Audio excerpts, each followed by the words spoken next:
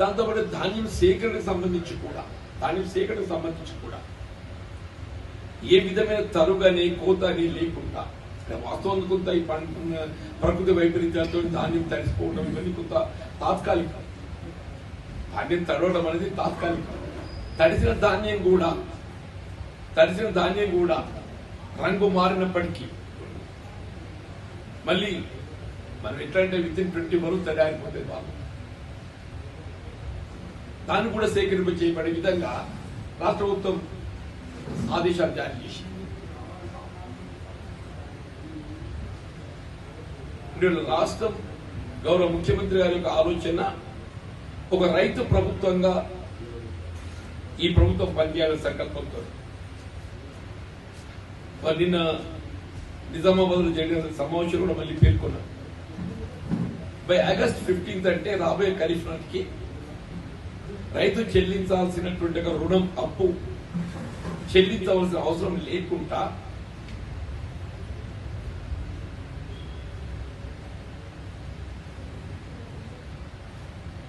ప్రభుత్వమే రైతు పక్షాన బ్యాంకులకు పూచీకత్తుగా ఉండి ఈ రుణాన్ని మొత్తం మాఫీ చేసి రేపు ఖరీఫ్ నాటికి ఏది ఇస్తుందో కొత్తగా రుణం ఇప్పిపోతుంది. రేపు ఖరీఫ్ నాటికి ఏది ఇస్తుందో కొత్త రుణం అప్పిపోతుంది పంట రుణం. అట్లాగే ఇవాళ ఈ వరి ధాన్యం బోనస్ సంబంధించి కూడా పేర్కొన్నాం. వరి ధాన్యం బోనస్ సంబంధించి కూడా ఇక్కడ వాస్తవం పెరుగుతున్నటువంటి ఒక ఈ ఉత్పత్తి వ్యయాన్ని పరిగణలోకి తీసుకుంటే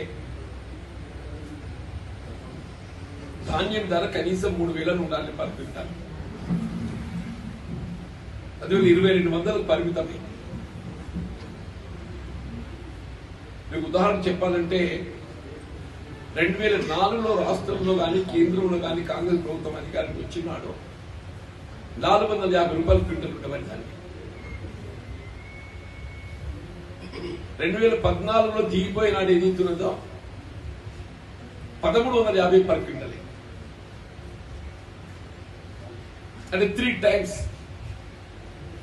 10 సంవత్సరాల కాలంలో 450 రూపాయల వరి ధాన్యం పర్ క్వింటల్ 10 సంవత్సరాల లోపు ఏదైతుందో 1,350 చేసింది అలాంటి యూపీఏ ప్రభుత్వం.